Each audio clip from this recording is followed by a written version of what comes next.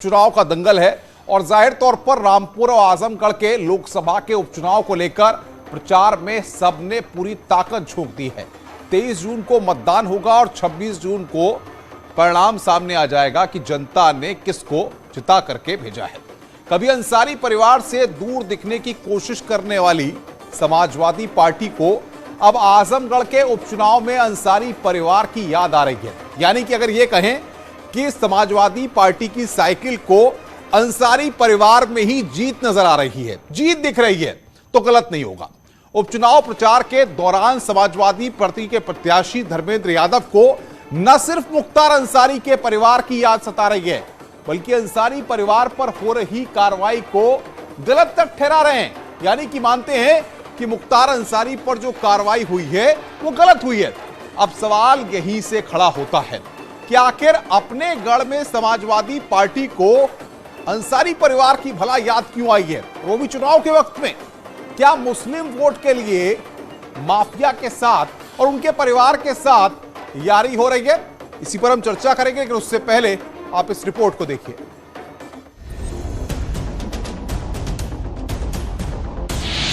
SP को मुख्तार अंसारी से क्यों है प्यार?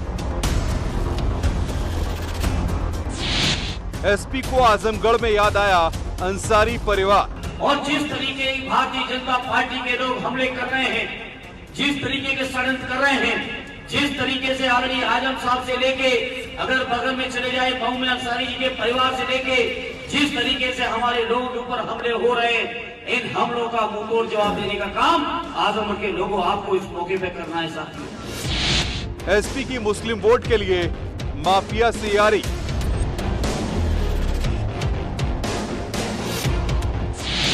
एसपी के लिए फिर काम करेगा MY फैक्टर। पार्टी को यहाँ हर वर्ग हर बिरादरी के लोगों ने वोट दिया और वो भी देंगे, फिर देंगे। यहाँ कोई MY फैक्टर नहीं। जात और धर्म की बात करने वाले तो बीजेपी के लोग हैं, वो फेल हो जाएं।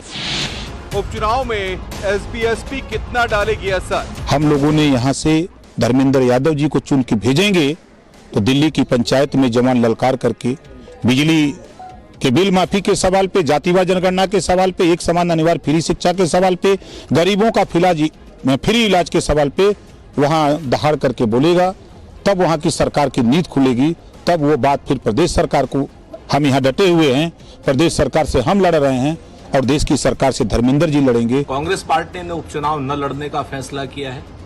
समाजवादी पार्टी अगर अपने समर्थकों के साथ उपचुनाव लड़ रही है तो इसमें क्या बुराई है? जनता जिसको देखना चाहती है, जिसको सुनना चाहती है, जिसका समर्थन चाहती है, पार्टियां वो समर्थन लेती और देती हैं। लोकसभा उपचुनाव में जारी सियासी संग्राम। एक ही घर में पंजे के लिए भी वोट मांगा जाता है और एक ही घर में कमल के फूल के लिए भी वोट मांगा जाता है। बाप पंजा और औलाद कमल का फूल, ये है नवाबों का खमीर। अब बताओ मैं क्या कहूं इन्हें, इनकी नस्ल को। देखो, ये हमेशा फ्रस्ट्रेशन और इनसिक्योरिटी का तो शिकार रहा है और सबसे बड़ा डरपोक दबकू और ये है, इसकी हिम्मत नहीं है कि ये कुछ बोले, क्योंकि जानता है कि अभी तो चंद दिनों के लिए ये बाहर है जेल के और वापस इसे जेल जाना है। तो आजमगढ़ और रामपुर का सियासी दंगल कितना दिलचस्प हो चला है और किस तरीके से अब इसमें नई नई बातें और नई नई यारी सामने भी आ रही है। हमारे साथ बातचीत करने के लिए खास पैनल है जो चर्चा करेगा। एसएन सिंह भारतीय जनता पार्टी के प्रवक्ता हैं। भारतीय जनता पार्टी किस तरीके से प्रचार में कूदी है, इस पर भी हम बात करेंगे। अभिषेक वाजपेयी प्रवक्ता हैं समाजवादी पार्टी के। आज जाहिर तौर पर अभिषेक वाजपेयी से भी वो सवालात होंगे और पीयूष मिश्रा प्रवक्ता है SBSP के, वो हमारे साथ खास तौर पर जुड़ रहे हैं। और इस पूरी चर्चा में संजय राणा जी को हमने खास तौर पर बुलाया है, जो कि राजनीतिक विश्लेषक हैं, तमाम बारीकियों को, सियासी दलों की नब्ज को बड़ी बारीकी के साथ समझते हैं। सबसे पहले अभिषेक वाजपेयी, सवाल यहां पर यह है, सियासत करिए, सियासत करनी भी चाहिए, लेकिन माफियाओं को और ऐसे लोगों को गले लगा करके या ऐसे लोगों को साथ लेकर के सियासत करने का क्या मतलब है जो लोग जेल में हैं या जिन पर माफिया की मोहर लगी हुई है? अनुपम जी, देखिए सबसे बड़ी बात यह है कि अगर हम बेरोजगारी पे बात कर दें या हम महंगाई के बारे में बात कर दें या किसी के हक हुकूक की बात कर दें तो सभी चाहे टीवी चैनल से लेकर के भारतीय जनता पार्टी तक सभी को बड़ी परेशानी हो जाती है। आखिर क्यों? क्या हम किसी को कोई पीड़ित हो रहा है तो हम उसके बारे में बात नहीं कर सकते? जो दोषी है उसको आप सजा दीजिए, बिल्कुल ठीक है, हम आपके साथ खड़े हुए हैं, लेकिन जो दोषी नहीं है, भाई आप अदालत हैं, आप कह देंगे कि मुख्तार अंसारी बेकसूर है, उसके साथ गलत हो रहा है, अदालत तय करेगी कि अभिषेक वाजपेयी तय करेंगे कि समाजवादी पार्टी तय करेगी? अगर पूरे परिवार को आप पीड़ित करेंगे तो क्या आप तय करेंगे क्या? ये आप तय करेंगे क्या? ये न्यायिक प्रक्रिया की है। जो न्यायिक प्रक्रिया तय करेगी उसके हिसाब से होगा काम, आपके हिसाब से नहीं होगा। नहीं तो वो तो हम कह ही रहे हैं, आप ही कह रहे हैं क्या अभी मुख्तार अंसारी बेकसूर है? आपकी पार्टी का स्टेटमेंट, धर्मेंद्र यादव का स्टेटमेंट है। आप पूरे परिवार को पीड़ित कर रहे हैं। आप पूरे परिवार को पीड़ित करेंगे तो हम आवाज भी नहीं उठाएंगे।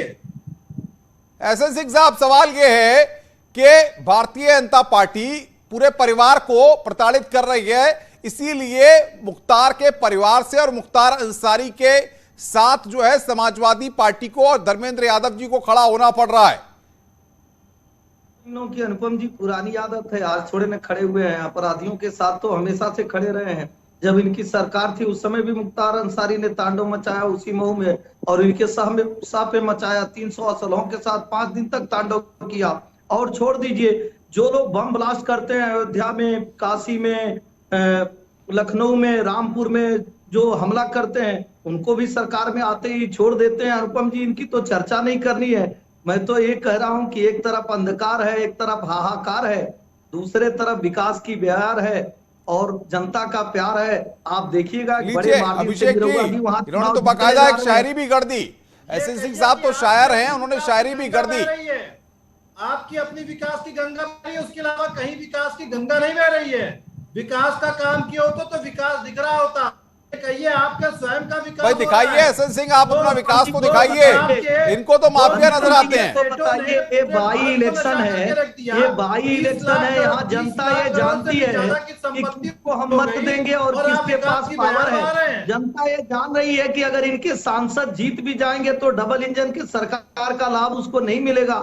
इस नाते वहां की जनता आज भारतीय जनता पार्टी को चुनने जा रही है। अनुपम जी, कल आपके चैनल के एक रिपोर्टर दिखा रहे थे, वहां एक आदमी ने सवाल किया, आपकी तरीके से संविदा पे नौकरी नहीं बांटेंगे। न होता है अगर उनको यादव भाई आपस में लड़ने से क्या फायदा है? एक एक करके बात रखिए। अभिषेक वाजपेयी सुन लीजिए, बात सुन लीजिए। अभिषेक वाजपेयी, उतावलापन क्या है? वही लोग है ना जो भाई इतने उतावले क्यों हो रहे हैं? सुन तो लीजिए। अगर ऊंची आवाज में बात करने से आप चुनाव जीत जाते तो उत्तर प्रदेश में आपकी सरकार होती है, क्योंकि आपको जीती रहते। कल अनुपम जी के एक रिपोर्टर से आजमगढ़ के जनता ने सवाल किया कि अगर यादव से इतना प्रेम था तो आजमगढ़ के यादव को क्यों नहीं टिकट दिया अखिलेश यादव जी?